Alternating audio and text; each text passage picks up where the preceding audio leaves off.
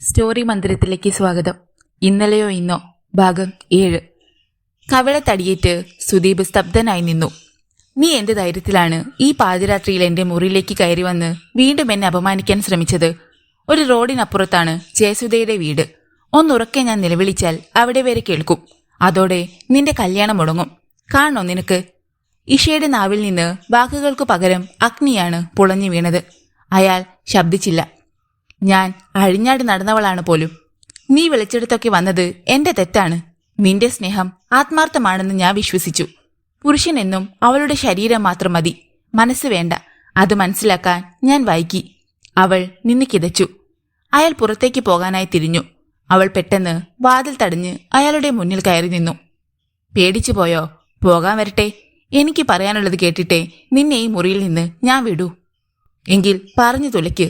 വെറുപ്പോടെ അയാൾ അവളുടെ മുഖത്തേക്ക് നോക്കി. ഇത് നിന്റെ വീടാണെന്നറിയാതെയാണ് ഞാൻ ഇവിടെ വന്നത്. അറിഞ്ഞപ്പോൾ ആരും അറിയാതെ സ്ഥലം വിടാൻ ഞാൻ ശ്രമിച്ചതാണ്. പക്ഷേ നടന്നില്ല.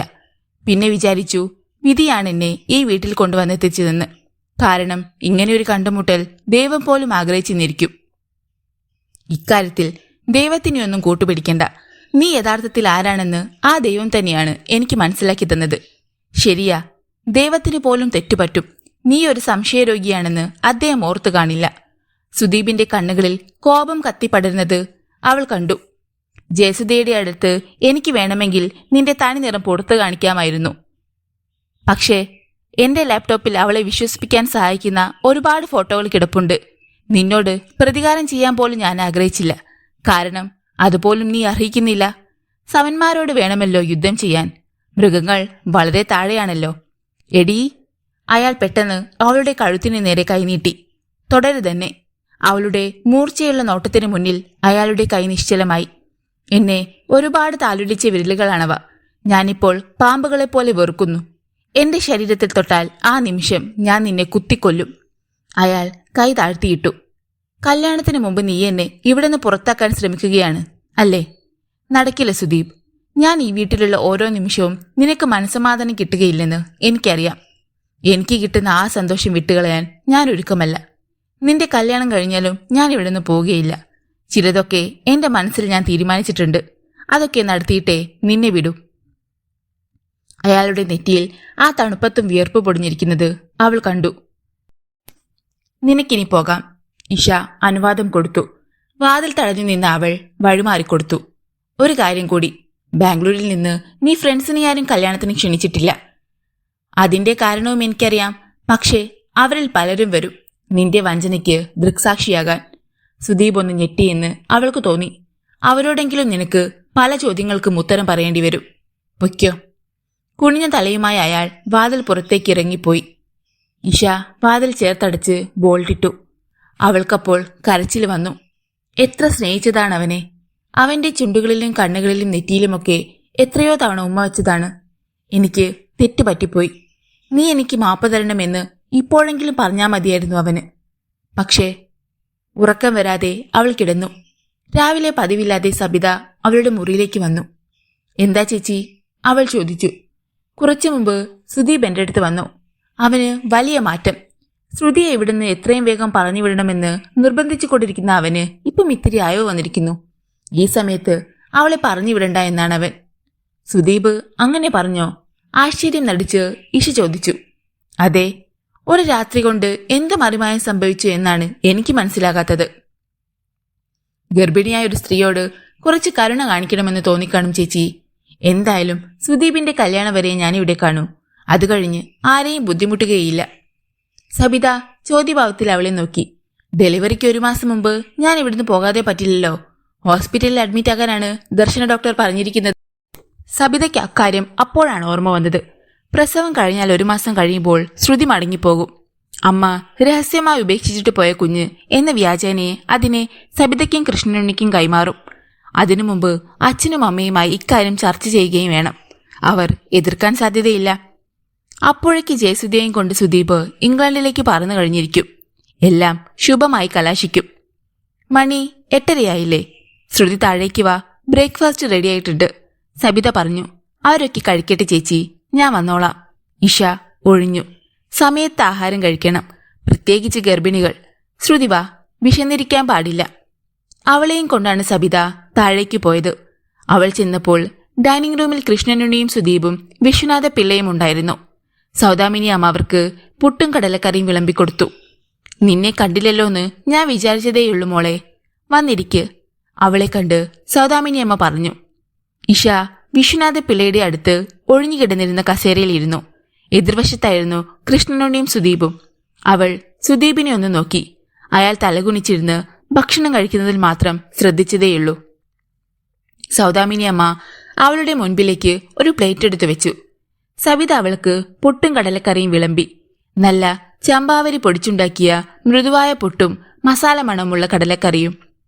കല്യാണത്തിന് മുമ്പ് ജയൻ വരുമോ മോളെ? സൗദാമിനി അമ്മ ചോദിച്ചു. ഏപ്രിൽ 27-നല്ലേ കല്യാണം. അപ്പോഴേക്ക് ലീവ് കിട്ടുമോന്ന് സംശയമാണമ്മേ. അത് കഴിഞ്ഞാണെങ്കിലും വൈകാതെ വരും, അവൾ പറഞ്ഞു. ജയനോ? അതാരാ? വിശ്വനാഥ പിള്ളയ്ക്ക് മനസ്സിലായില്ല. ജയകൃഷ്ണൻ, ശ്രുതിമോളുടെ ഭർത്താവ്, അല്ലാതാരാ? സുദീപ് പെട്ടെന്ന് മുഖമുയർത്തി. സബിതയും കൃഷ്ണനുണ്ണിയും പരസ്പരം ഒന്ന് നോക്കി. വന്നാ പിന്നെ എന്റെ ഡെലിവറി കഴിഞ്ഞാൽ മടങ്ങൂ. അതിനി 1.5 മാസമില്ലേ? അത് അഡ്ജസ്റ്റ് ചെയ്ത് വരാനിരിക്കുക. അതാ നല്ലത്. പ്രസവ സമയത്ത് ഭർത്താവ് സമീപത്തുണ്ടെങ്കിൽ ഭാര്യയ്ക്ക് അതൊരാശ്വാസമാ, ബലമാ. പക്ഷേ പല ആണുങ്ങൾക്കും അതറിയത്തില്ല. ജയേട്ടൻ അങ്ങനല്ലമ്മേ. സമയം കിട്ടുമ്പോഴൊക്കെ വിളിക്കും, ചിലപ്പോഴൊക്കെ 2-3 തവണ.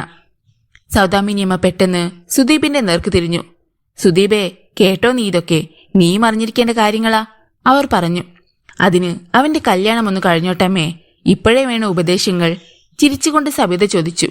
ശരിയാ, നീ അതൊക്കെ പറഞ്ഞ് ഇപ്പോഴേ അവനെ പേടിപ്പിക്കാതെ. വിശ്വനാഥ പിള്ള സബിതയുടെ പക്ഷം പിടിച്ചു. ഗൗരവഭാവത്തിലായിരുന്നു സുദീപ്. അതുകൊണ്ട് ഇഷ ഉള്ളിൽ ചിരിച്ചു. സുദീപ്, നിന്റെ ഫ്രണ്ട്സ് എത്ര പേര് കല്യാണത്തിന് വരും? ഹോട്ടലിൽ നേരത്തെ ബുക്ക് ചെയ്താലേ പറ്റൂ. എണ്ണം അറിഞ്ഞിട്ട് വേണം എത്ര രൂപ വേണമെന്ന് പറയാൻ. പെട്ടെന്ന് കൃഷ്ണനുണ്ണി ഓർത്തു. അധികം പേർ കാണത്തില്ല ഉണ്ണിയേട്ടാ, 4-5 റൂംസ് പറഞ്ഞു വെച്ചിരുന്നാ മതി. ആദ്യമായി സുദീപ് സംസാരിച്ചു. എന്റെ ചില ഫ്രണ്ട്സ് വരുന്നുണ്ട് ഉണ്ണിയേട്ടാ. അവർ ചിലപ്പോൾ കല്യാണത്തിൽ പങ്കെടുത്തേക്കും, ഇഷ പറഞ്ഞു. സുദീപിന്റെ മുഖമിരുണ്ടു. എത്ര പേർ കാണുമ്പോളെ? കൃത്യമായി അറിയില്ലമ്മേ. എന്റെ ഓഫീസിൽ ഒരു ഗസ്റ്റ് ഹൗസ് ഉണ്ട്. അവർക്ക് അവിടെ താമസിക്കാനുള്ള അറേഞ്ച്മെന്റ്സ് ഞാൻ ചെയ്തിട്ടുണ്ട്. സുദീപ് അവളെ ഒന്ന് നോക്കി. അവൾ അത് കണ്ടില്ലെന്ന് നടിച്ചു. വരുന്ന സമയം നേരത്തെ അറിയിച്ചാൽ റെയിൽവേ സ്റ്റേഷനിലേക്ക് വണ്ടി അയക്കാം, കൃഷ്ണനുണ്ണി പറഞ്ഞു. പറയാം. സുദീപ് മെല്ലെ എഴുന്നേറ്റ് പോകുന്നത് കൺകോണിലൂടെ ഈശ കണ്ടു. അവന്റെ ഹൃദയം നീറിപ്പുകയാൻ തുടങ്ങിക്കാണും. ഹൃദയം എന്നൊന്ന് ഉണ്ടെങ്കിൽ. കല്യാണത്തിന് ഇനി ഒരാഴ്ച മാത്രം. ഞായറാഴ്ച രാവിലെ 11-നും 11:30-ക്കും മധ്യയുള്ള മുഹൂർത്തത്തിൽ ജയസുധയുടെ കഴുത്തിൽ സുദീപ് താലി ചാർത്തും. ഓഡിറ്റോറിയത്തിൽ അത് കഴിഞ്ഞാൽ ഈ ഞാനും ഉണ്ടാവും. അവന്റെ കുഞ്ഞപ്പോൾ എന്റെ വയറ്റിൽ കിടന്ന് കൈയും കാലും ഇളക്കും. അച്ഛന്റെ കല്യാണ കച്ചേരി അതും കേൾക്കുമായിരിക്കും. ഓർത്തപ്പോൾ സങ്കടമല്ല, തമാശയാണ് അവൾക്ക് അനുഭവപ്പെട്ടത്. അന്നുച്ചയ്ക്ക് അരുൺ തോമസ് വിളിച്ചു. ഇഷ, സുഖമായിരിക്കുന്നോ? സുഖമായിരിക്കുന്നു. കല്യാണം നടക്കാൻ പോകുന്ന വീടല്ലേ, അതിന്റെ തിരക്കുകളുണ്ട്. എല്ലാം കൊണ്ടും നല്ല രസം, അവൾ പറഞ്ഞു. ഇനി എപ്പോഴെങ്കിലും ഓഫീസിലേക്ക് വരുന്നുണ്ടോ? സാധ്യത വളരെ കുറവാണ്. ഇവിടെ പലരും അന്വേഷിക്കുന്നുണ്ട്. അത്രയ്ക്ക് പോപ്പുലർ ആയോ ഞാൻ? അയാൾ ചിരിച്ചു.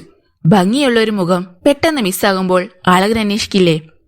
കുറച്ചുകാലം മുമ്പായിരുന്നെങ്കിൽ ഇതൊരു കോംപ്ലിമെന്റായി ഞാൻ സ്വീകരിച്ചേനെ, അവളും ചിരിച്ചു. അരുൺ മാരേജിന് വരില്ലേ? ഡ്രീം ഹൗസ് അപ്പാർട്ട്മെന്റ്സിന്റെ ഓഫീസിൽ അരുൺ തോമസിന് മാത്രമേ അവൾ സുദീപിന്റെ ക്ഷണക്കത്ത് കൊടുത്തിരുന്നുള്ളൂ. തീർച്ചയായും ഞാൻ വരും. വരണം. നമുക്ക് തമ്മിൽ കാണാൻ ഇനി അവസരങ്ങൾ കുറവായിരിക്കും. ഞാൻ അധികം വൈകാതെ സ്ഥലം വിടും. എങ്ങോട്ട്? പോകാൻ പല സ്ഥലങ്ങളുണ്ട്. ഇതുവരെ ഒരു തീരുമാനമെടുത്തിട്ടില്ല. തീരുമാനമെടുത്ത കാര്യം ഇപ്പോൾ അരുണിനോട് പറയേണ്ടതില്ലല്ലോ. കല്യാണ ദിവസം അടുത്തതോടെ വീട്ടിൽ അതിനുള്ള ഒരുക്കങ്ങൾ തുടങ്ങി. മുറ്റത്ത് മനോഹരമായ ശാമിയാന ഉയർന്നു. വീടിന്റെ മുൻവശത്തും ചെടികളിലും പല നിറത്തിലുള്ള ബൾബുകൾ മാല പോലെ അലങ്കരിച്ചു. സന്ധ്യ മുതൽ അവ കണ്ണുകൾ ചിമ്മാൻ തുടങ്ങി. മൊത്തത്തിൽ ഒരു ഉത്സവച്ചായ. വീട്ടിലെല്ലാവരും സന്തോഷത്തിലായിരുന്നു, സുദീപ് ഒഴിച്ച്. അയാളുടെ മുഖത്ത് പ്രസന്നത കണ്ടതേയില്ല. എപ്പോഴും ഗൗരവം, അല്ലെങ്കിൽ ചിന്താമഗ്നൻ. ആളുകളെ കാണുമ്പോൾ മാത്രം ഒരു പുഞ്ചിരി എടുത്തണിയും. ഇഷ എല്ലാം ശ്രദ്ധിച്ചു. അവൾ ഇതെല്ലാം മനം നിറയെ ആസ്വദിച്ചു. ഒരുപക്ഷെ എന്റെ കല്യാണമാണ് വരുന്ന ഞായറാഴ്ച നടക്കേണ്ടിയിരുന്നത്. വധുവായി എന്നെ സ്വീകരിക്കാൻ വേണ്ടിയായിരുന്നു ഈ വീട് ഇങ്ങനെ ഒരുക്കേണ്ടിയിരുന്നത്. ആലസ്യമുണ്ടായിരുന്നെങ്കിലും ഭംഗിയായി വേഷം ധരിച്ച് ഇഷ എല്ലായിടത്തും അവളുടെ സാമീപ്യം അറിയിച്ചു. മുഖാൻമുഖം പരസ്പരം വന്നെങ്കിലും ഒരിക്കൽ പോലും സുദീപ് അവളോട് ഒരക്ഷരം പോലും സംസാരിച്ചില്ല. അവൾ അത് പ്രതീക്ഷിച്ചുമില്ല. വ്യാഴാഴ്ച വൈകുന്നേരം ജമുനയുടെ വിളി വന്നു. ഇഷ മുറിയുടെ വാതിലടച്ചിട്ടാണ് അവളോട് സംസാരിച്ചത്. ഞങ്ങൾ ഇന്നുച്ചയ്ക്കെത്തി. ഇന്ന് കുമരകത്താണ് ക്യാമ്പ്. ആരൊക്കെയുണ്ട്? ഇഷ തിരക്കി. മഹേഷും സുമനും അഞ്ജനയും ജിതേന്ദ്രയുമുണ്ട്. നാളെ സിറിൽ ജോയിൻ ചെയ്യും. എല്ലാവരും സുദീപിന്റെ അടുത്ത സുഹൃത്തുക്കളായിരുന്നു ബാംഗ്ലൂരിൽ. തന്റെയും. ആരെയും അവൻ ഇൻവൈറ്റ് ചെയ്തിട്ടില്ല. ഇല്ല, അറിയിച്ചിട്ട് പോലുമില്ല.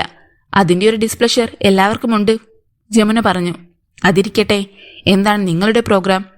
തേക്കടിയും മൂന്നാറുമൊക്കെ പ്ലാനിലുണ്ട്. ജിതേന്ദ്രയ്ക്ക് കോവളം കാണണമെന്നുണ്ട്. സമയം കിട്ടിയാൽ ഒന്ന് ചുറ്റിയടിക്കണം.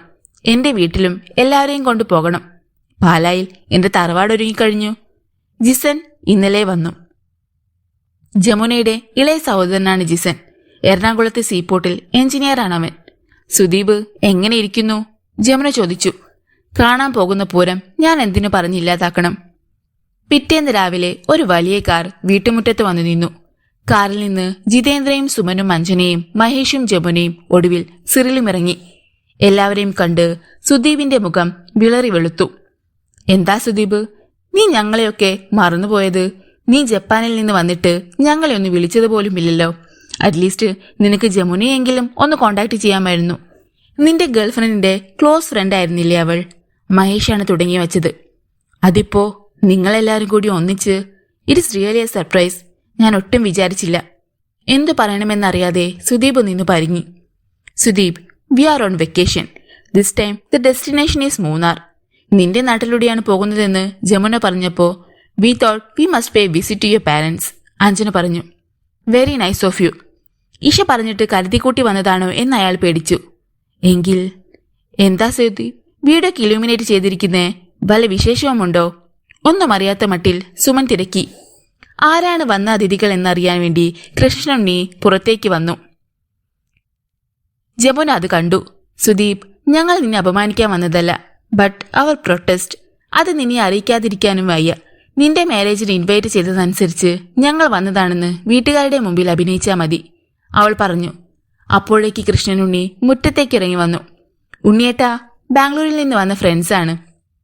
അയാൾ അവരെ കൃഷ്ണനുണ്ണിക്ക് പരിചയപ്പെടുത്തി. My brother Krishnanunni. എല്ലാം കണ്ടുകൊണ്ട് മുകളിലത്തെ മുറിയുടെ ജലാനവിരിക്കും പിന്നിൽ ഇഷ നിൽക്കുന്നുണ്ടായിരുന്നു. പറവകളെപ്പോലെ ഒന്നിച്ച് ഉല്ലസിച്ച് ജീവിച്ച കൂട്ടുകാരാണ് താഴെ വന്നിരിക്കുന്നത്. അവരുടെ അടുത്തേക്ക് ഇറങ്ങി ചെല്ലാൻ അവൾക്ക് മോഹം തോന്നി. പക്ഷേ സ്വീകരണ മുറിയിൽ വിശ്വനാഥ പിള്ളയും സൗദാമിനി അമ്മയും ഉണ്ടായിരുന്നു. അച്ഛാ, സുദീപിന്റെ ഫ്രണ്ട്സാ. വീണ്ടും ഒരു പരിചയപ്പെടുത്തൽ കൂടി. ഡൈനിങ് ടേബിളിൽ സബിത അപ്പോഴേക്കും ചായയും പലഹാരങ്ങളും നിരത്തി. എല്ലാവരും വരൂ, ചായ കുടിച്ചിട്ടിരിക്കാം, അവൾ വന്ന് ക്ഷണിച്ചു. എന്റെ വൈഫാണ് സബിത, കൃഷ്ണനുണ്ണി പറഞ്ഞു. ജമുന കൗതുകത്തോടെ അവളെ നോക്കി. ഇഷ പറയാറുള്ള സബിതേച്ചി, അവളുടെ കുഞ്ഞിന്റെ അമ്മയാകാൻ കൊതിയോടെ നിൽക്കുന്ന സ്ത്രീ. മുകളിലത്തെ മുറിയിൽ ഇഷയുണ്ട്. പക്ഷെ ഈ അവസരത്തിൽ അവളെ എങ്ങനെ കാണും? കൂട്ടുകാർക്കൊന്നും അറിയില്ല അവൾ ഈ വീട്ടിലുണ്ടെന്ന്. സുദീപ് കൈയഴിഞ്ഞപ്പോൾ അവൾ എവിടെയോ പോയി അജ്ഞാതവാസം നയിക്കുകയാണ്. അങ്ങനെയാണ് അവർ വിചാരിക്കുന്നത്. ഞങ്ങൾ ഇന്ന് ടൗണിലുള്ള ഒരു ഗസ്റ്റ് ഹൗസിലാണ് സ്റ്റേ ചെയ്യുന്നത്. നാളെ രാവിലെ പാലായ്ക്കും അവിടുന്ന് മൂന്നാറിനും പോകും.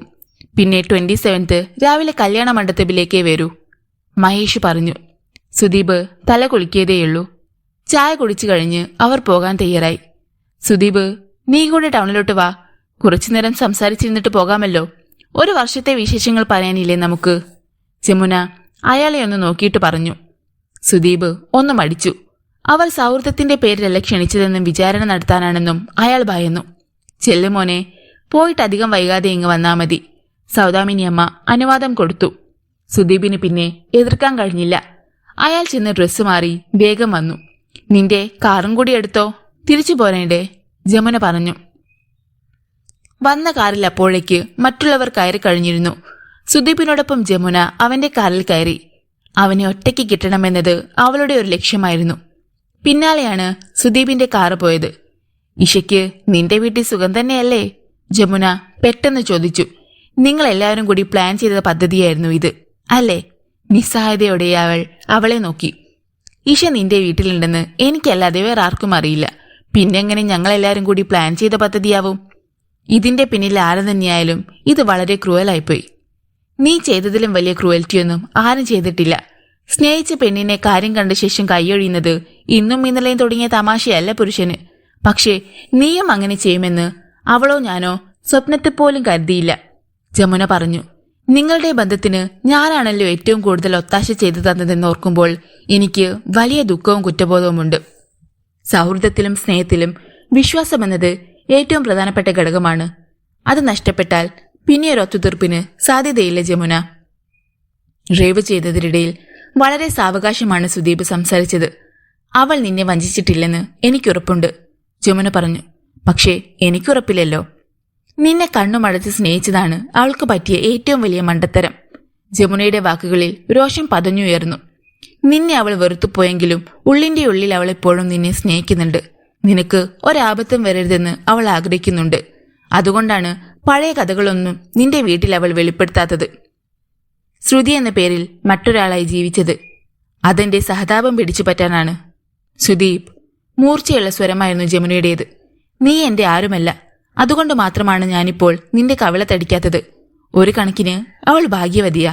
ജീവിതകാലം മുഴുവൻ നിന്നെപ്പോലൊരു വൃത്തികെട്ടവന്റെ ഭാര്യയായി കഴിയേണ്ടി വരില്ലല്ലോ. സുദീപ് മിണ്ടിയില്ല. ആറ്റുതീരത്തുള്ള ഡ്രീം ഹൗസ് അപ്പാർട്ട്മെന്റ്സ് വക ഗസ്റ്റ് ഹൌസിന്റെ മണൽ വിരിച്ച മുറ്റത്തേക്കാണ് കാറുകൾ ചെന്ന് നിന്നത്. അരുൺ തോമസ് അവിടെ കാത്തിരിക്കുന്നുണ്ടായിരുന്നു. ബാംഗ്ലൂരിൽ നിന്ന് വരുന്ന സുഹൃത്തുക്കൾക്ക് താമസിക്കാൻ വേണ്ടി ഗസ്റ്റ് ഹൌസിൽ സൗകര്യം ഒരുക്കാമെന്ന് അരുൺ തന്നെയാണ് ഇഷയോട് പറഞ്ഞത്. അവൾ സന്തോഷത്തോടെ അത് സമ്മതിച്ചു. ഒരു വ്യവസ്ഥ മാത്രമേ അവൾ മുന്നോട്ട് വെച്ചുള്ളൂ. ഇഷ എന്ന പേര് മാത്രം ആരോടും പറയരുത്. വേണമെങ്കിൽ ശ്രുതി എന്ന പേര് ഉപയോഗിക്കാം. താൻ ഇവിടെയുണ്ടെന്ന് കൂട്ടുകാരിയായ ജമുനയ്ക്ക് മാത്രമേ അറിയൂ. അവർ ഗസ്റ്റ് ഹൌസിലേക്ക് പുറപ്പെട്ടപ്പോൾ തന്നെ ആ വിവരം അരുണിനെ വിളിച്ച് ഇഷ അറിയിച്ചിരുന്നു. I am Arun Thomas. May know who is Jamuna? അവർ ചെന്നപ്പോൾ അയാൾ സ്വയം പരിചയപ്പെടുത്തി. I am Jamuna. അവൾ നീട്ടിയ കൈ അരുൺ സൗഹൃദത്തോടെ ഗ്രഹിച്ചു. അപ്പോഴേക്ക് സിറിൽ വന്നു. സിറിൽ അയാളുമായി പരിചയം പുതുക്കി. 3 റൂംസ് ഉണ്ട്. 3ഉം അപ്സ്റ്റേഴ്സിലാണ്, അയാൾ പറഞ്ഞു. കാറിൽ നിന്ന് ബാഗേജുകൾ എടുത്തുകൊണ്ടാണ് അവർ സ്റ്റെയർ കേസ് കയറിയത്. 6 അഭിമുഖമായി വിശാലമായ 3 മുറികൾ. അവ മനോഹരമായി ഫർണിഷ് ചെയ്തിരിക്കുന്നു. കൊള്ളാം, നല്ല വ്യൂ. അവർക്കിഷ്ടപ്പെട്ടു. സുദീപ് ഒന്നും മിണ്ടാതെ നിന്നതേയുള്ളൂ. ഇവനാണ് കല്യാണ ചെറുക്കൻ. ഇവന്റെ ഗസ്റ്റായിട്ടാണ് ഞങ്ങൾ വന്നത്. അയാളെ ജമുന അരുൺ തോമസിന് പരിചയപ്പെടുത്തി കൊടുത്തു. ഹായ്. അവർ കൈപിടിച്ച് കുലുക്കി. പുരുഷന്മാരെ ഒന്നിച്ചു വിട്ടിട്ട് അഞ്ജനയെയും കൊണ്ട് ജമുന അടുത്ത മുറിയിലേക്ക് പോയി. നീ ഒന്ന് ഫ്രഷ് ആക്, അപ്പോഴേക്ക് ഞാനൊന്ന് ചുറ്റിയടിച്ചു വരാം. ജമുന പുറത്തേക്കിറങ്ങി. പുരുഷന്മാരുടെ കൂട്ടത്തിൽ നിന്ന് അരുൺ തോമസിനെ പിൻവലിക്കുകയാണ് ഇനി വേണ്ടത്. അയാൾ അവിടെ അധികപ്പറ്റാണ്. അരുൺ, അവൾ വിളിച്ചു. യെസ്. അയാൾ അവിടെ അടുത്തേക്ക് വന്നു. വരൂ, ലെറ്റ്സ് ഹാവ് എ വാക്ക്, അവൾ പറഞ്ഞു. രണ്ടുപേരും താഴേക്ക് പടികൾ ഇറങ്ങാൻ തുടങ്ങിയപ്പോൾ മഹേഷ് വാതിലടിച്ചു. ബാഗിൽ നിന്ന് സുമൻ സ്കോച്ചിന്റെ കുപ്പിയെടുത്തു. മേശപ്പുറത്ത് 5 ഡിസ്പോസിബിൾ ഗ്ലാസുകൾ നിരന്നു. സിറിൽ മിനറൽ വാട്ടറിന്റെ ബോട്ടിൽ തുറന്നു. സുദീപ്, നീ ഞങ്ങൾക്ക് ബാച്ചിലർ പാർട്ടി തന്നില്ല. നിന്റെ ഭാഗത്തു നിന്നുണ്ടായ ആ ചെറിയ തെറ്റ് ഞങ്ങൾ പൊറുക്കുന്നു. പക്ഷേ നീ ചെയ്ത ഒരു വലിയ തെറ്റിന് മാപ്പില്ല. 4 പേരുടെയും മുഖത്തേക്ക് സുദീപ് മാറി മാറി പകച്ചു നോക്കി. മഹേഷ് വിസ്കി പകർന്ന ഗ്ലാസുകൾ സിറിൽ മിനറൽ വാട്ടർ ഒഴിച്ചു നിറച്ചു. അതിലൊരെണ്ണമെടുത്ത് സുദീപിന് സുമം കൊടുത്തു. നമ്മൾ ഫ്രണ്ട്സിന്റെ ഇടയിൽ നമുക്ക് എല്ലാവർക്കും അറിയാവുന്ന, നമ്മൾ ഫോളോ ചെയ്യുന്ന ഒരു അൺറിട്ടൺ എഗ്രിമെന്റ് ഉണ്ടായിരുന്നു. ഏതെങ്കിലും ഒരു പെണ്ണിനെ നമ്മളിൽ ഒരാൾ ഗേൾഫ്രണ്ട് ആക്കിയാൽ അവൾ പിന്നെ നമ്മുടെ സഹോദരിയായിരിക്കും. And Isha also was our sister. Mahesh glass ഉയർത്തി ഒരു കവിൾ കുടിച്ചു. ടേസ്റ്റ് ചെയ്യുന്നില്ലേ? പെട്ടെന്ന് സുമൻ ചോദിച്ചു. എന്തിന്? സ്വന്തം പെണ്ണിനെ വഞ്ചിച്ച് വേറെ ഏതോ പാവത്തിന്റെ കഴുത്തിൽ താലി കെട്ടാൻ പോകുന്ന ഇവന്റെ ദാമ്പത്യം നീനാൾ വാഴട്ടെ എന്നോ? മഹേഷിന്റെ പരിഹാസത്തിന് മുമ്പിൽ നിന്നുകൊണ്ട് സുദീപ് ചൂളി. എന്നിട്ടും നീ സിറിലിനെ സംശയിച്ചു. നാണക്കേട് സഹിക്കാൻ വയ്യാതെ ഇഷ നാടുവിട്ടു. പക്ഷേ നീ വേറൊരു മാരേജിന് തയ്യാറാകുമെന്ന് ഞങ്ങൾ സ്വപ്നത്തിൽ പോലും വിചാരിച്ചില്ല. 1 മാസം മുമ്പ് ജമുന കാര്യങ്ങൾ പറഞ്ഞപ്പോഴാണ്. സുമൻ ഒന്ന് നിർത്തി. Sudeep, you crossed all the limits. You are supposed to be an educated, refined human being. But you proved you are a perfect cheat. Jitendra അവന്റെ മുഖത്തേക്ക് വിദ്വേഷം മുഴുവൻ ഒഴുക്കിവിട്ടു. സുദീപിന്റെ കയ്യിലെ ഗ്ലാസ് നിറഞ്ഞു തന്നെയിരുന്നു. ഇനി നിനക്കൊരു മടങ്ങിപ്പോക്ക് പറ്റില്ലെന്ന് ഞങ്ങൾക്കറിയാം. 2 കുടുംബങ്ങൾ പ്രതീക്ഷയോടെ ആഹ്ലാദത്തോടെ കാത്തിരിക്കുന്ന ദിവസമാണ് നാളെ കഴിഞ്ഞു വരാൻ പോകുന്നത്. സകല ഒരുക്കങ്ങളും പൂർത്തിയായി കഴിഞ്ഞു. ദൂരെയുള്ള അതിഥികൾ ഇപ്പോൾ തന്നെ യാത്ര പുറപ്പെട്ടു കാണും. ഒന്നും അറിയാതെ ഈശ നീറി നീറി എവിടെയോ ജീവിക്കുന്നുണ്ടാകും. നിനക്കിനി മനസ്സമാധാനത്തോടെ ജീവിക്കാൻ പറ്റുമോ സുദീപ്? മഹേഷ് അവന്റെ ഗ്ലാസ് കാലിയാക്കി. ഞങ്ങൾ നാളെ രാവിലെ സ്ഥലം വിടും. നിന്റെ മാരേജ് അറ്റൻഡ് ചെയ്യാൻ ഞങ്ങൾ കാണുകയില്ല. നിനക്ക് ആശംസകൾ നേരാൻ കഴിയാതെ ഞങ്ങൾ എന്തിന്? വേണ്ട സുദീപ്, കൂടുതലൊന്നും സംസാരിക്കാനില്ല. നിനക്കിനി പോകാം. സുദീപ് അപ്പോഴും ഒരു പ്രതിമയെപ്പോലെ നിന്നു. ഗസ്റ്റ് ഹൌസിന്റെ മുന്നിലെ പൂന്തോട്ടത്തിലൂടെ അരുൺ തോമസിനോടൊപ്പം സംസാരിച്ച് നടക്കുന്നതിനിടയിൽ ജമുന മുകൾ നിലയിലെ ജനാലയ്ക്ക് നേരെ ഒന്ന് നോക്കി.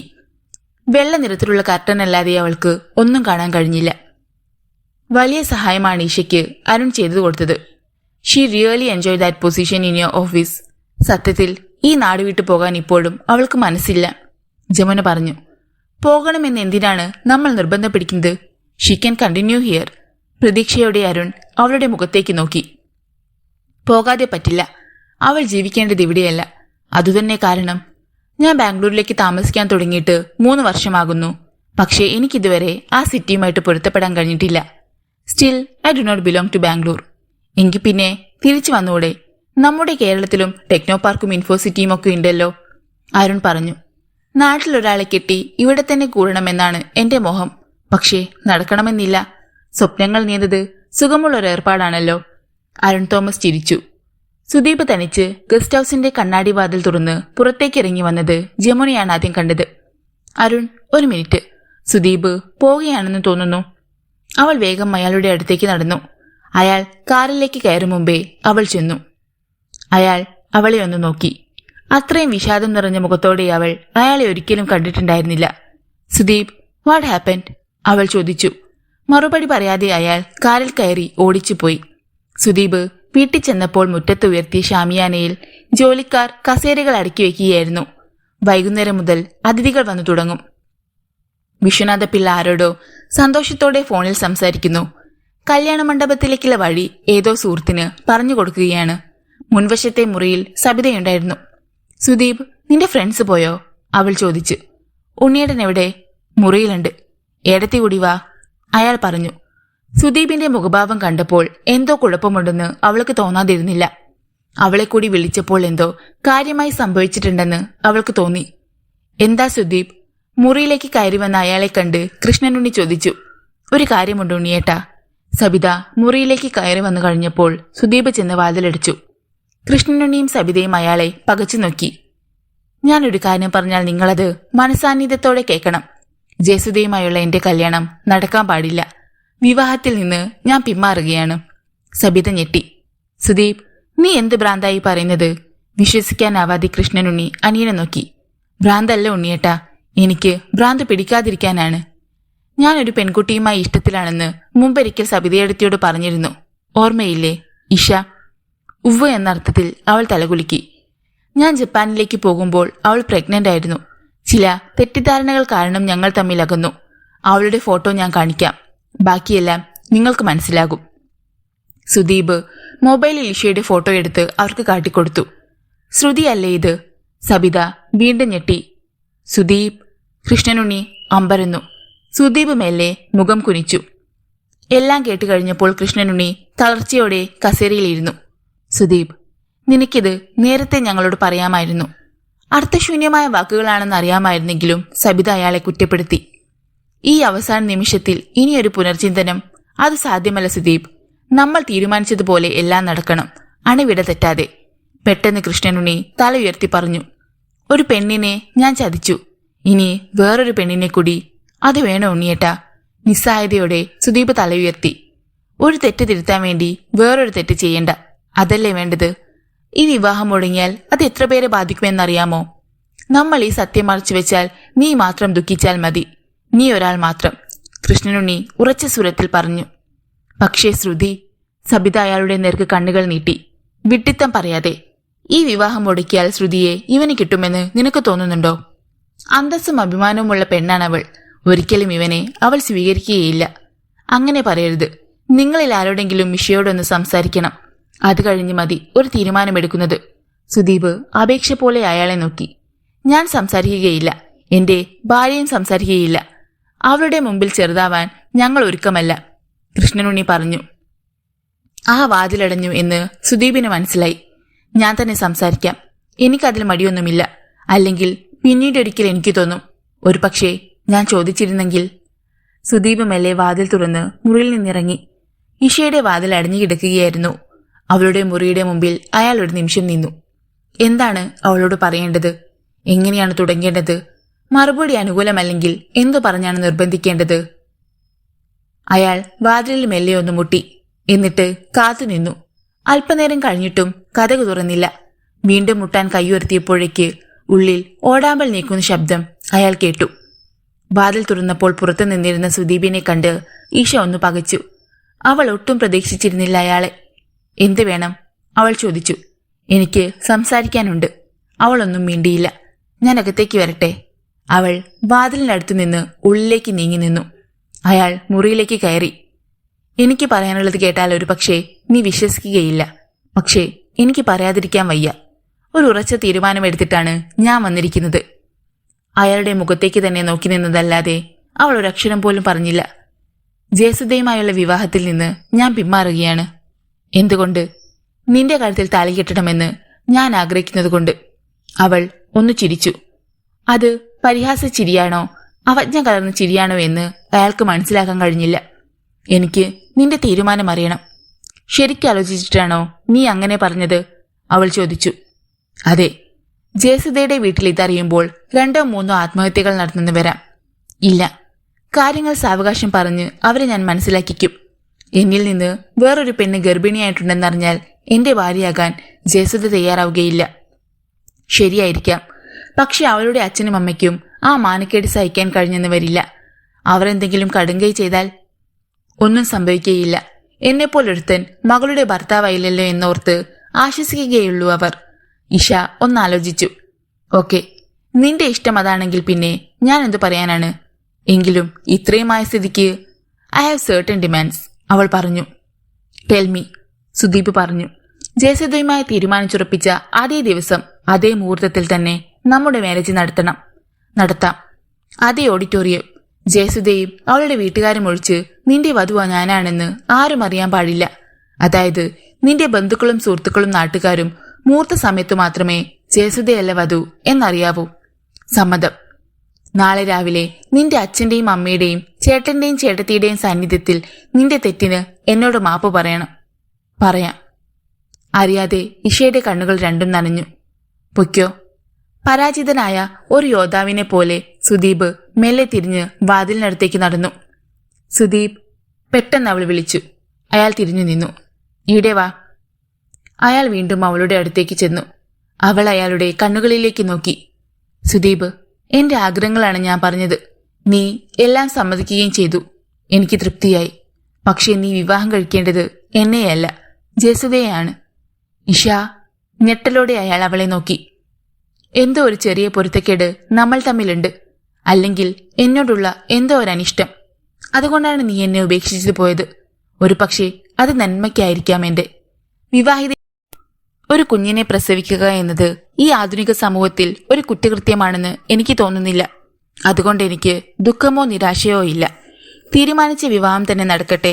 ജയസുധ ഒന്നും അറിയില്ല, അറിയാൻ പാടില്ല. പൊയ്ക്കോളൂ. ഇഷ, വേദനയോടെ അയാൾ വീണ്ടും വിളിച്ചു. അവൾ അയാളുടെ വലതുകൈ മെല്ലെ കയ്യിലെടുത്തു. എന്നെ ഒരുപാട് ഓമനിക്കുകയും ലാളിക്കുകയും ചെയ്ത കൈയാണിത്. എനിക്ക് ഒരുപാട് സുഖവും ആനന്ദവും തന്ന വിരലുകളാണിത്. ഞാൻ അവസാനമായി ഒന്ന്. അയാളുടെ കൈ ഉയർത്തി അവൾ വിരലുകൾ ചുംബിച്ചു. അവളുടെ കണ്ണുകൾ നിറഞ്ഞൊഴുകി. ഇഷ, പ്ലീസ്, നീ എന്നെ കൊല്ലാതെ കൊല്ലുകയാണ്. സുദീപിന്റെ സ്വരമിടറി. അല്ല, എന്റെ അവസാനത്തെ ആഗ്രഹം നടപ്പിൽ വരുത്തുകയാണ്. നാളെ കഴിഞ്ഞാൽ എന്നെ സംബന്ധിച്ചിടത്തോളം നീ അന്യപുരുഷനാണ്. നിന്നിൽ പിന്നെ ഒരവകാശവുമില്ല എനിക്ക്, അവൾ പറഞ്ഞു. ഒരിക്കൽ കൂടി ഞാൻ ചോദിക്കുകയാണ്, നിന്റെ തീരുമാനത്തിൽ ഒരു മാറ്റവുമില്ലേ?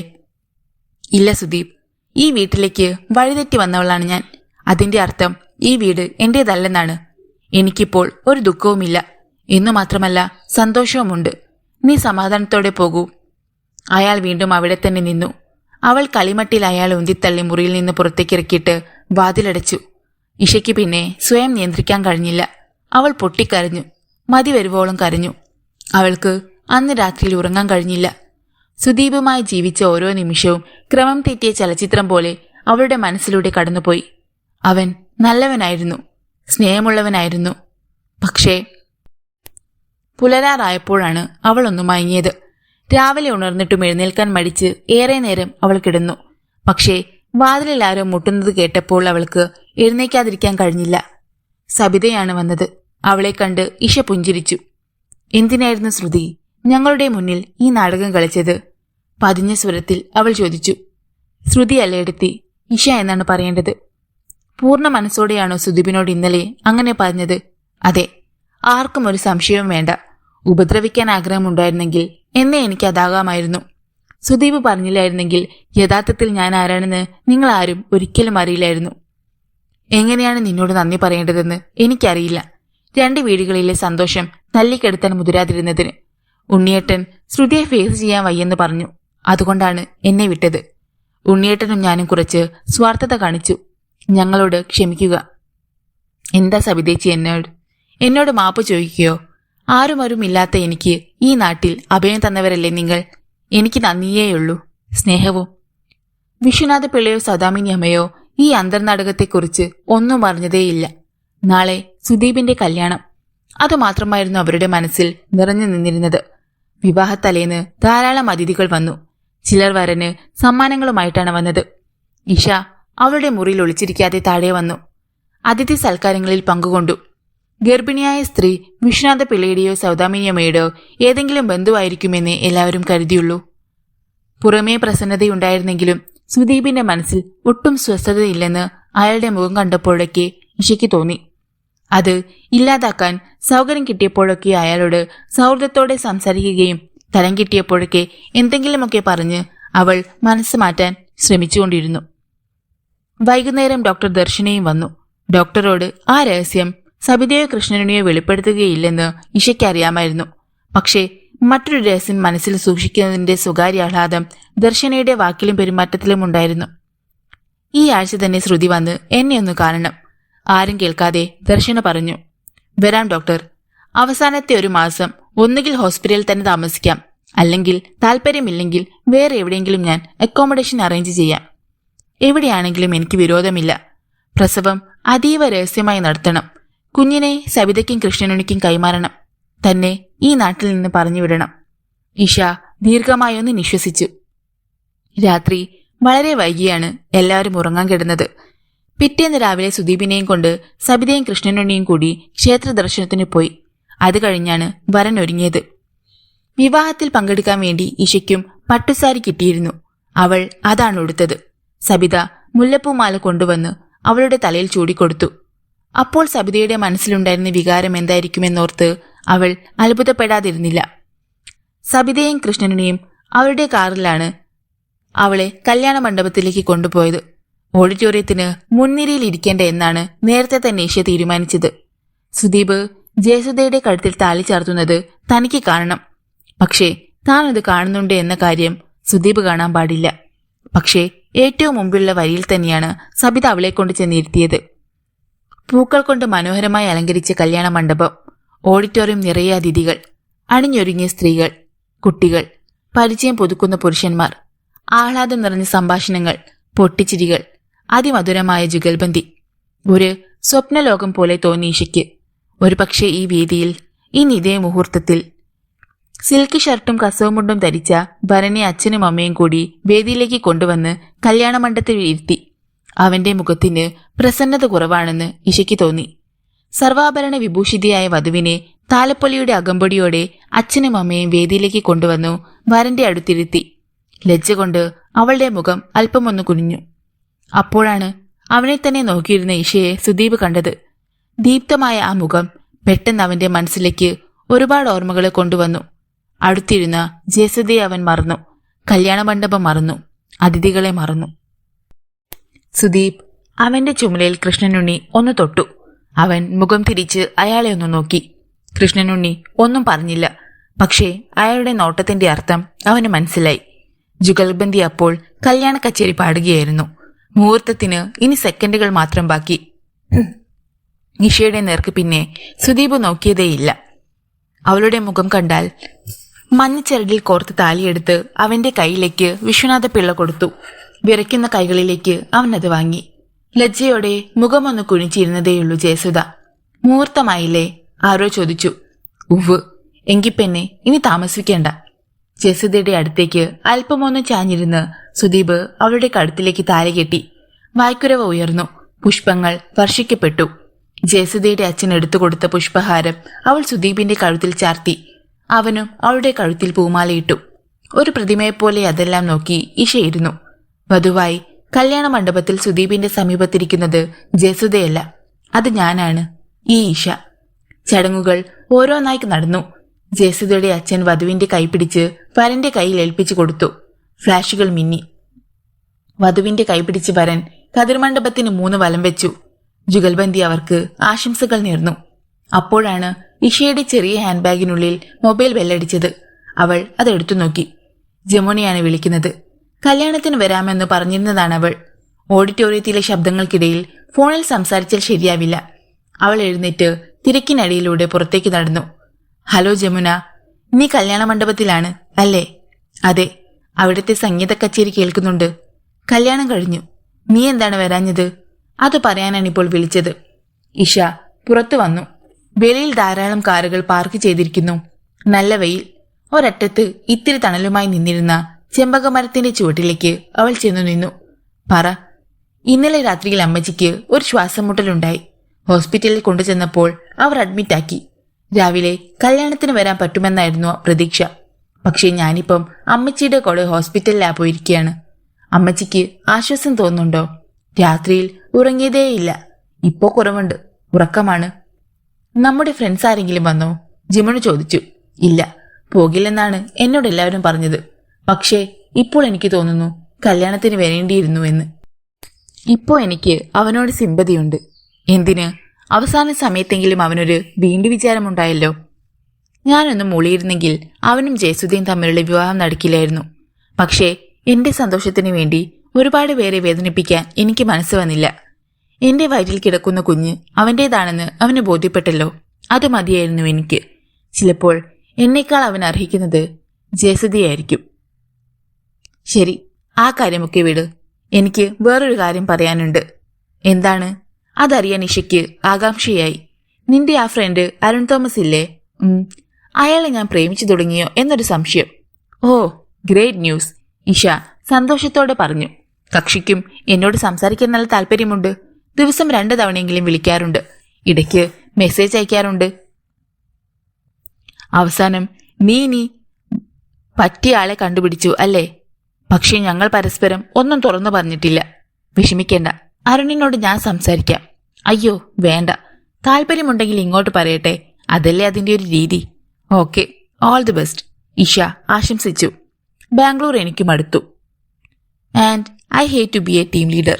If Arun proposes me, well, he is a nice guy. നിനക്കൊരിക്കലും പശ്ചാത്തപിക്കേണ്ടി വരില്ല. ഓക്കെ ഇഷ, മറ്റന്നാ ഞാൻ പോകും. അതിനു മുമ്പ് ഞാൻ വിളിക്കാം. Bye bye, take care. Isha തിരിച്ചു ചെന്നപ്പോൾ സദ്യ തുടങ്ങിയിരുന്നു. താഴത്തെ നിലയിലായിരുന്നു ഡൈനിങ് ഹാൾ. ഓഡിറ്റോറിയത്തിലെ തിരക്കൊഴിഞ്ഞിരുന്നു. കതിർമണ്ഡപത്തിൽ ഫോട്ടോയെടുപ്പ് അവസാനിപ്പിച്ചിരുന്നില്ല. ബന്ധുക്കളും സുഹൃത്തുക്കളും വധൂവരന്മാരോടൊപ്പം പോസ്റ്റ് ചെയ്യുന്നു. ഒഴിഞ്ഞ കസേരയിൽ തളർച്ചയോടെ ഇഷയിരുന്നു. വലിയ വയർ അവളെ ചെറുതായി വീർപ്പ് മുട്ടിക്കുന്നുണ്ടായിരുന്നു. കഴിയുന്നതും നാളെ തന്നെ സുദീപിന്റെ വീട്ടിൽ നിന്ന് താമസം മാറണം. ഒന്നുകിൽ ഹോസ്പിറ്റലിലേക്ക്, അല്ലെങ്കിൽ ഡോക്ടർ ദർശന അറേഞ്ച് ചെയ്തു തരാമെന്ന് പറഞ്ഞ സ്ഥലത്തേക്ക്. ഇനി ഞാൻ എവിടെ ഉണ്ടാവുന്നത് അവന് ബുദ്ധിമുട്ടായിരിക്കും. തന്റെ സമീപത്തിൽ ജയസുധയ്ക്ക് വേണ്ടുന്നത്ര സ്നേഹം കൊടുക്കാൻ അവന്റെ മനസ്സ് തയ്യാറായി നിന്ന് വരില്ല. പെട്ടെന്ന് സബിത അവളുടെ അടുത്തേക്ക് വന്നു. വേഗം നടക്കുമ്പോൾ അവളുടെ പുതിയ പട്ടുസാരി വല്ലാതെ ഒളിയുന്നുണ്ടായിരുന്നു. ശ്രുതി എവിടെയായിരുന്നു? ഞാൻ എവിടെയെല്ലാം നോക്കിയെന്നറിയാമോ? നേർത്ത പരിഭ്രമം ഉണ്ടായിരുന്നു അവളുടെ സ്വരത്തിൽ. സബിതേച്ചിക്ക് താൻ ഇഷയല്ല, ശ്രുതി തന്നെയാണ്. അങ്ങനെയാണല്ലോ വേണ്ടതും. എനിക്കൊരു കോള് വന്നു ചേച്ചി. സംസാരിക്കാൻ വേണ്ടി പുറത്തേക്കിറങ്ങി. അവൾ പറഞ്ഞു. ഫോട്ടോയ്ക്ക് നിൽക്കാൻ ജയസുധ അന്വേഷിച്ചു. വിളിച്ചുകൊണ്ട് വരാമെന്ന് പറഞ്ഞ് ഞാൻ നോക്കിയപ്പോഴാണ്. വേണ്ട ചേച്ചി, ഞാൻ നിർബന്ധിക്കുകയില്ല. പക്ഷെ അവൾ സ്റ്റെപ്പ് കയറാൻ വയ്യ എന്ന് പറഞ്ഞാ മതി. സബിതമല്ലേ തലകുലുക്കി. ദർശന അന്വേഷിച്ചു. അവളെ കണ്ടായിരുന്നോ ശ്രുതി? ഇല്ല, അവൾ ഇവിടെ എവിടെയോ ഉണ്ട്. ഞാൻ കൊണ്ടോളാം. വിശക്കുന്നുണ്ടെങ്കിൽ വാ, നമുക്ക് അടുത്ത പന്തിക്കിരിക്കാം. ധൃതിയില്ലേ ചേച്ചി? അവരൊക്കെ കഴിക്കട്ടെ. ഇഷ ഒഴിഞ്ഞു. എങ്കിൽ ഇവിടെ തന്നെ ഇരിക്കണം, ഞാൻ വരാം. അതിഥികളുടെ അടുത്തേക്ക് സബിത പോയി. ആൾത്തിരക്കിനിടയിൽ തനിച്ച് ഇഷയിരുന്നു. പരിചയമുള്ള ഒരു മുഖം പോലും ഇല്ലായിരുന്നു. അപ്പോഴാണ് ഡോക്ടർ ദർശന അതുവഴി വന്നത്. ഡോക്ടറെ കണ്ടവൾ എഴുന്നേക്കാൻ ശ്രമിച്ചു. വേണ്ട, ഇരുന്നോളൂ. ദർശന അവളുടെ അടുത്ത് ഒഴിഞ്ഞുകിടന്നിരുന്ന കസേരയിലിരുന്നു. How do you feel? പുഞ്ചിരിയോടെ ദർശന ചോദിച്ചു. ഫീലിംഗ് ഫൈൻ, അവൾ പറഞ്ഞു. വയറ്റിൽ അനക്കമൊക്കെ ഉണ്ടല്ലോ. ഉവ്. നമ്മൾ കാൽക്കുലേറ്റ് ചെയ്ത ഡേറ്റ് എന്നായിരുന്നു? ഇനി 17 ദിവസം കൂടിയുണ്ട്, ഇഷ പറഞ്ഞു. എങ്കിൽ പിന്നെ നാളെ തന്നെ അഡ്മിറ്റ് ആയിക്കോളൂ. വരാൻ ഡോക്ടർ. ഹോസ്പിറ്റലിനടുത്ത് ഒരു ഫ്ലാറ്റ് ഉണ്ട്. ഹോസ്പിറ്റൽ യൂസ് ചെയ്യാൻ ഇഷ്ടമില്ലാത്ത പേഷ്യൻസിനെ ഞാൻ അവിടെ താമസിപ്പിക്കാറുണ്ട്. If you wish. സബിതേച്ചിയോട് കൺസൾട്ട് ചെയ്തിട്ട് ഞാൻ പറയാം ഡോക്ടർ. അത് മതി. See you tomorrow. Doctor Darshana എഴുന്നേറ്റ് പോയി. ഇഷയ്ക്ക് ക്ഷീണം തോന്നി. കുറച്ചു നേരം കിടക്കണം. ആര് കൊണ്ടുപോകും വീട്ടിലേക്ക്? കൊണ്ടുപോയാൽ തന്നെ വീട് പൂട്ടിയിട്ടാണ് വന്നിരിക്കുന്നത്. ആര് തുറന്നു തരും? അവൾ ആലോചിച്ചു കൊണ്ടിരിക്കുമ്പോഴാണ് സുദീപും ജയസുദയും അടുത്തേക്ക് വന്നത്. ജയസുദ അവളുടെ കൈയെടുത്ത് പിടിച്ചു. ചേച്ചി എന്താ ഫോട്ടോയ്ക്ക് വരാഞ്ഞത്? കഷ്ടമായി പോയി കേട്ടോ. അവൾ പരിഭവം കാണിച്ചു. വയ്യാഞ്ഞിട്ടാണ്, ആഗ്രഹമില്ലാഞ്ഞിട്ടല്ല ജയെ, അവൾ പറഞ്ഞു. ജയെ, നിന്റെ കോളേജ് ഫ്രണ്ട്സ് വെയിറ്റ് ചെയ്യുന്നു. പെട്ടെന്ന് അവളുടെ ബന്ധുവായ ഒരു സ്ത്രീ വന്നു പറഞ്ഞു. ഞാൻ ഇപ്പം വരാം ചേച്ചി. സുദീപേട്ടൻ വാ, അവരെ ഞാൻ ഇൻട്രൊഡ്യൂസ് ചെയ്തു തരാം. സുദീപിന്റെ കൈപിടിച്ച് അവൾ അപ്പോൾ തന്നെ പോയി. പോകും മുമ്പ് ഇഷയെ അവൾ നിന്ന് നോക്കി. അവന്റെ കണ്ണുകളിലുണ്ടായിരുന്ന നിസ്സഹായത അവൾ കണ്ടു. അല്പനേരം കഴിഞ്ഞ് സബിത വന്ന് അവളെ ഡൈനിങ് ഹാളിലേക്ക് കൂട്ടിക്കൊണ്ടുപോയി. ഇലയിൽ നിറയെ വിഭവങ്ങൾ. അവൾക്ക് കഴിക്കാൻ തോന്നിയില്ല. പക്ഷേ എല്ലാം ഒന്ന് തൊട്ടു രുചിച്ച് കഴിച്ചെന്ന് വരുത്തി. എനിക്ക് വീട്ടിലേക്ക് പോണം ചേച്ചി, സബിതയോട് അവൾ പറഞ്ഞു. ശ്രുതിക്ക് വയ്യേ? ഉത്കണ്ഠയോടെ സബിത ചോദിച്ചു. കുറച്ചു നേരം കിടക്കണം. എങ്കിൽ ഞാൻ വരാം, നമുക്കൊന്നിച്ചു പോകാം. ചേച്ചിക്ക് ബുദ്ധിമുട്ടായോ? ഇല്ല. അരമണിക്കൂറിനകം ഗൃഹപ്രവേശമാണ്. അപ്പോൾ അവിടെ ഒരുക്കങ്ങൾ നടത്താൻ പോകണമല്ലോ. കാറിന്റെ ബാക്ക് സീറ്റിൽ അവൾ ചാരിയിരുന്നു. വീട്ടിൽ ചെന്നപ്പോൾ വേറെ ആരുമില്ല. സബിത താക്കോലെടുത്ത് വാതിൽ തുറന്നു. സ്റ്റെപ്പ് കയറാൻ വയ്യെങ്കിൽ താഴത്തെ റൂമിൽ കിടക്കാം. വേണ്ട ചേച്ചി, ഞാൻ മുകളിൽ പൊയ്ക്കോളാം. അവൾ മെല്ലെ പടികൾ കയറി. താഴെ തിരക്കായിരിക്കും. ബന്ധുക്കൾ വരും, സുഹൃത്തുക്കളും കാണും. ഒരു സ്വസ്ഥതയും കിട്ടുകയില്ല. മുകളിലേക്ക് ആരും വരില്ല. പക്ഷേ മുകളിലത്തെ മുറിയിലാണ് മണിയർ ഒരുക്കിയിരിക്കുന്നത്. മുറിയിൽ ചെന്ന് സാരി അഴിച്ചു മാറ്റിയിട്ട് അവൾ നൈറ്റി എടുത്തു ധരിച്ചു. കിടന്നപ്പോൾ തന്നെ മയക്കത്തിലേക്ക് വഴുതി വീണു. പിന്നെ അവൾ ഉണർന്നപ്പോൾ മുറിയിൽ ഇരുട്ടായിരുന്നു. താഴത്തെ നിലയിൽ സംസാരവും പൊട്ടിച്ചിരികളും കേട്ടു. അവൾ സാവധാനം എഴുന്നേറ്റ് ലൈറ്റ് ഇട്ടു. ക്ലോക്കിൽ മണി 9. അപ്പോഴാണ് വയറിനുള്ളിൽ ഒരു അസാധാരണത്വം അവൾക്ക് അനുഭവപ്പെട്ടത്. ചലനങ്ങളൊന്നുമില്ല. കുഞ്ഞ് നേരത്തെ മിക്ക സമയത്തും കൈകാലുകൾ മെല്ലെ ചലിപ്പിക്കുമായിരുന്നു. അവൾ വയറിൽ തൊട്ടുനോക്കി. എല്ലാം നിശ്ചലം. വാതിൽ തുറന്നപ്പോൾ സബിത മുറിയിലേക്ക് കയറി വന്നു. നേരത്തെ 2 തവണ ഞാൻ വന്നു നോക്കി. ശ്രുതി നല്ല ഉറക്കായിരുന്നു. അതുകൊണ്ടാ വിളിക്കാഞ്ഞത്. എന്തെങ്കിലും കഴിക്കണ്ടേ? ചേച്ചി, എനിക്കെന്തോ ഒരു സുഖമില്ലായ്മ. കുഞ്ഞിന് ചലനമില്ലാത്തതുപോലെ. സബിത ഒന്ന് ഞെട്ടി. ഞാൻ ഉണ്ണിയേട്ടനോടൊന്ന് പറയട്ടെ. അവൾ താഴേക്കിറങ്ങിപ്പോയി. അല്പനേരം കഴിഞ്ഞപ്പോൾ സബിത വന്നു. ദർശന പറയുന്നത് ഉടൻ തന്നെ ഹോസ്പിറ്റലിലേക്ക് ചെല്ലാനാണ്. നമുക്ക് പോകാം. ഇഷയെ അവൾ സാവധാനം താഴേക്കിറക്കിക്കൊണ്ടുവന്നു. വിശ്വനാഥ പിള്ളയും സൗദാമിനിയമ്മയും കാത്തു നിൽക്കുന്നുണ്ടായിരുന്നു. അടുത്ത് സുദീപും ജയസുദയും. ഞങ്ങൾ ശ്രുതിയെ ഹോസ്പിറ്റലിലേക്ക് കൊണ്ടുപോവാണ്. വരാൻ ലേറ്റായാൽ നിങ്ങൾ കിടന്നോളൂ, കൃഷ്ണനുണ്ണി പറഞ്ഞു. ഉണ്ണിയേട്ടൻ തനിച്ചു പോകണ്ട, ഞാനും കൂടി വരാം. നിങ്ങളെ ഹോസ്പിറ്റലിലാക്കിയിട്ട് ഞാനിങ്ങി പോന്നോളാം. പെട്ടെന്ന് സുദീപ് തയ്യാറായി. അത് വേണ്ട സുദീപ്, അവിടെ ദർശനയുണ്ടല്ലോ. എന്തെങ്കിലും ആവശ്യം വന്നാൽ ഞാൻ വിളിക്കാം. കൃഷ്ണനുണ്ണി എതിർത്തു. സുദീപിനത് സമ്മതമായില്ല. ഏറിയാൽ അരമണിക്കൂർ, നേരത്തെ കാര്യമല്ലേയുള്ളൂ. ഞാൻ ഉടനെ വന്നോളാം. അനുവാദനത്തിന് വേണ്ടി അവൻ ജയസുധയുടെ നേർക്കു നോക്കി. അനുകൂല ഭാവത്തിൽ തല കുലുക്കാനേ അവൾക്ക് കഴിഞ്ഞുള്ളൂ. അവൻ ചെന്ന് ഡ്രൈവിംഗ് സീറ്റിൽ ഇരുന്നു. ബാക്ക് സീറ്റിൽ ഇഷയുമൊത്ത് സബിത, ഫ്രണ്ട് സീറ്റിൽ കൃഷ്ണനുണ്ണി. സുദീപ്, കഴിയുന്നത് നേരത്തെ വരണേ മോനെ, സൗദാമിനി അമ്മ വന്നു പറഞ്ഞു. വരാം അമ്മേ. അവൻ കാർ മുന്നോട്ടെടുത്തു. നല്ല വേഗത്തിലാണ് സുദീപ് കാർ ഓടിച്ചത്. രാത്രിയിൽ ആ നേരത്ത് ട്രാഫിക് കുറവായതിനാൽ തടസ്സങ്ങളൊന്നുമില്ലാതെ 10 മിനിറ്റിനുള്ളിൽ അവർക്ക് ഹോസ്പിറ്റലിൽ എത്താൻ കഴിഞ്ഞു. ഡോക്ടർ കാത്തു നിൽക്കുന്നുണ്ടായിരുന്നു. ഉടനെ തന്നെ ഇഷയെ പരിശോധിച്ചു. സ്കാൻ ചെയ്യണം. അത് കഴിഞ്ഞ് എന്താണ് പ്രോബ്ലം എന്ന് പറയാൻ കഴിയൂ. എന്തോ അപകടമുണ്ടെന്ന് ദർശനയുടെ വാക്കുകളിൽ നിന്ന് സുദീപിന് തോന്നി. എന്തായാലും ഇപ്പോൾ തന്നെ സർജറി നടത്തേണ്ടി വരും.